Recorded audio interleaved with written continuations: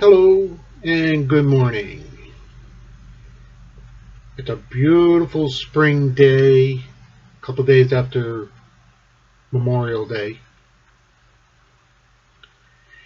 And my name is Ralph Martin, and I'm doing a number of videos on just life experiences, I guess you would say. Today I'm going to talk about a positive mindset. I've always been a rather optimistic person myself.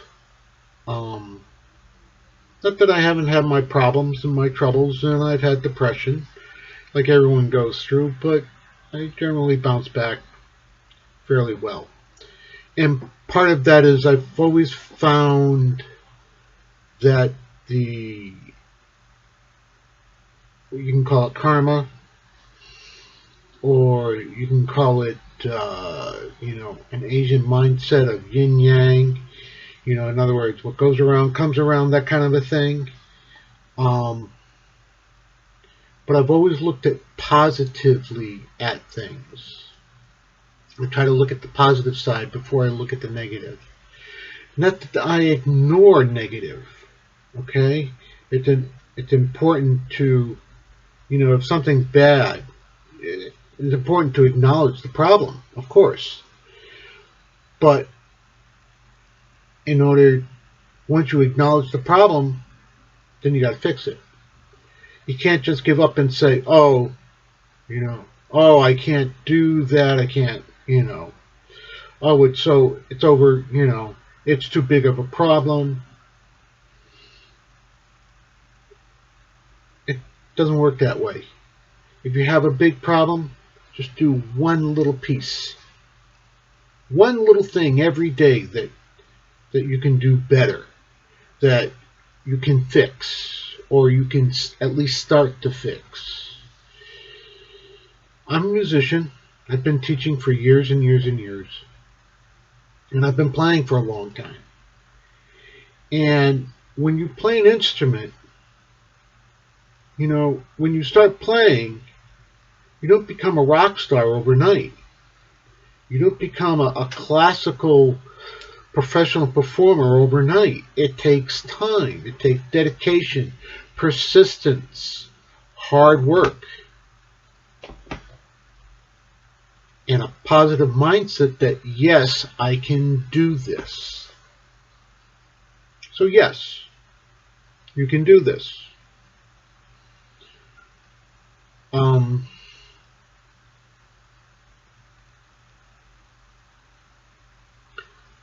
When one of my granddaughters was born, she was born premature, 3 months, something like that.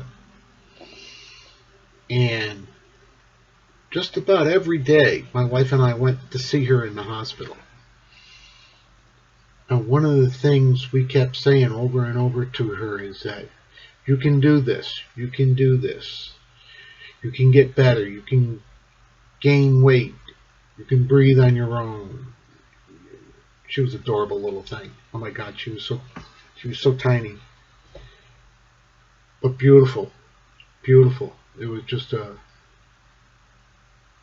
marvel to see, and she did. She gained weight. When she got 2 pounds, we were thrilled because that was supposed to be a real big thing. And she was fussy. Oh, she didn't like the tubes in her or any of that kind of stuff. So, once she got 2 pounds, they could do a lot of different things. Take some of the tubes out, that sort of thing. So the positive mindset of, yes, I can do this.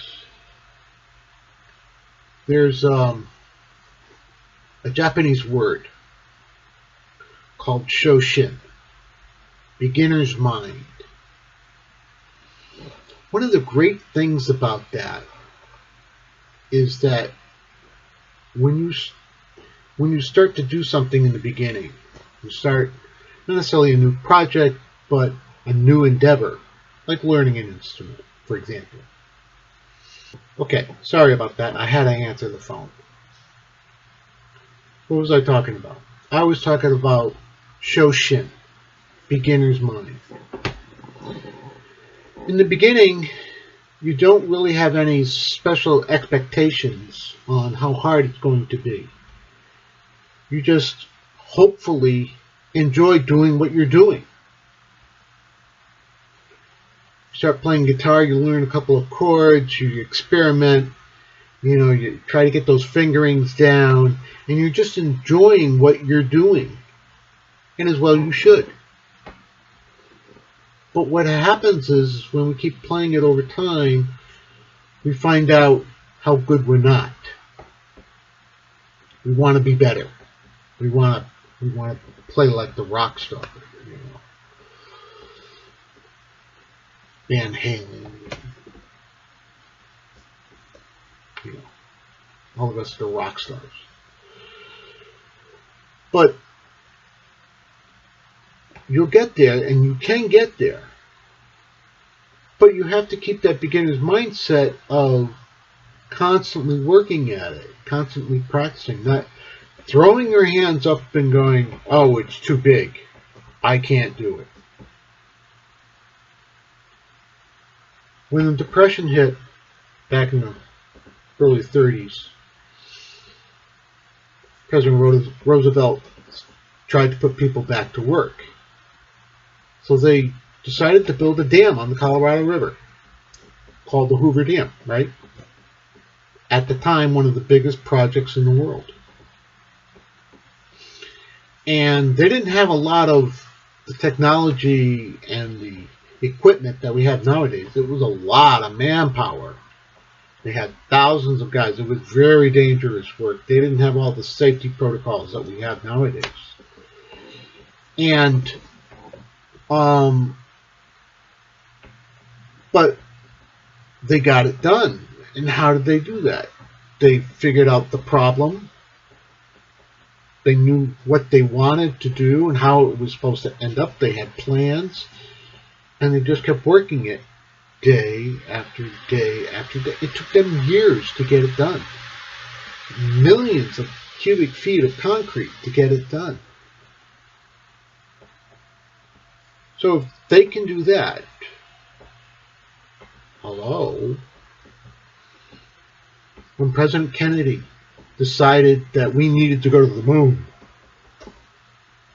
in the next 10 years, whatever it was, we technically didn't have the technology then. They had to figure out how to do this. I mean, yeah, we shot rockets up, but we never put a man in space. We didn't even know what space was. We didn't know what it was like. So they did a lot of research, but they took steps. Day after day after day. Years and years and years. They spent working on the problem until John Glenn finally stepped on the moon. One small step for man, one giant leap for mankind. Remember that? I do. I remember watching it. Black and white TV. Day after day. I loved it. So, positive mindset. If you have the opposite, and there is always an opposite to something, right? Negative mindset. Is that how you really want to live? Constantly saying no.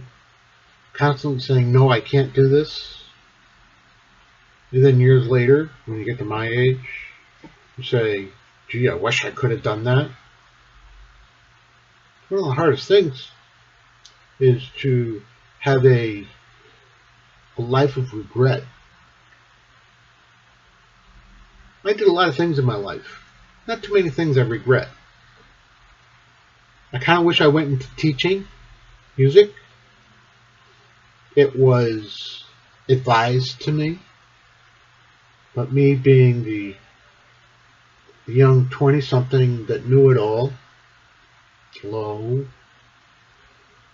listen to people. Suggestion.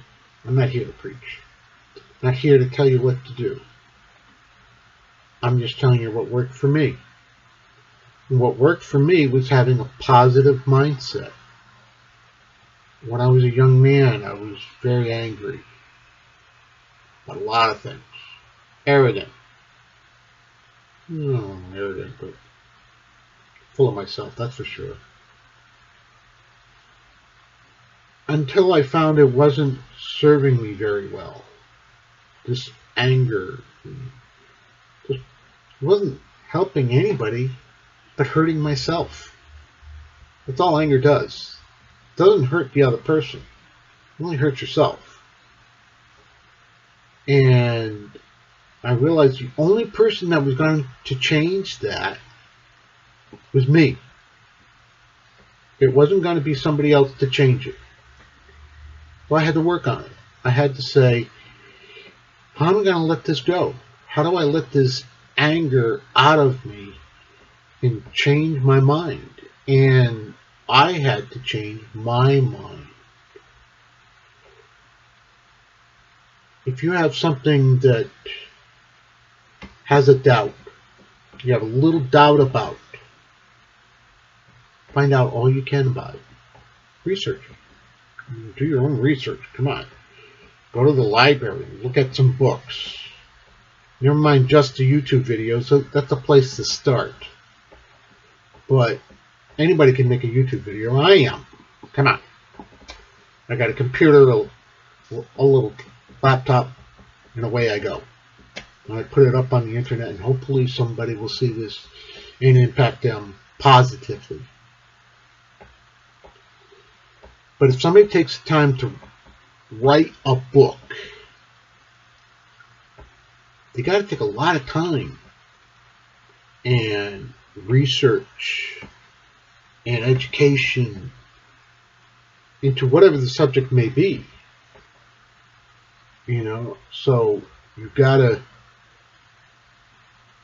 do your own research and read them. Read newspaper articles, because hopefully those journalists did some research, but don't just look at one source. So one of the most important things is to change your thoughts, change your mind, change your outlook, change your perspective. I don't know if you've ever done this, but as an adult, we see a child running around. Have you ever gotten down to their level to see things at their level? Just sit on the ground while they're running around. You probably won't be quite as short as them, or maybe you will be, depending on how old they are. But I do that sometimes with my grandchildren. I get right down on the ground with them and look at things from their perspective. People are tall and big, and all this furniture is big, and there's all these obstacles in the way. Change your perspective. The ant doesn't have the same perspective as the wolf, as the elk, as the eagle. Okay? So, positive mindset. Keep that in mind. That might help. Some people call me naive. Maybe. I like to look at things positively.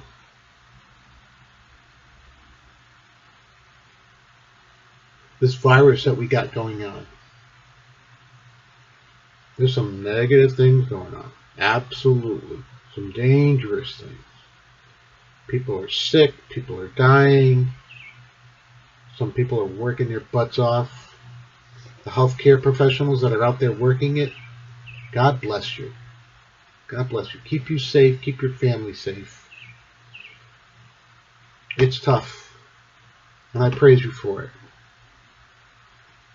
My wife works at a hospital 1 day a week. 2, sometimes 2. And I always pray for her well-being, for the patients that she has to work with. It's tough. It's tough. the first line responders, tough emergency people, the ambulances, the fire, the police. They got tough jobs. I give them a bit of respect for that. Matter of fact, I give them a lot of respect for that. For having such a tough job, leading your families and taking care of other people in need. So that's my shout out to them. Stay well, stay happy, stay safe. Have a great day.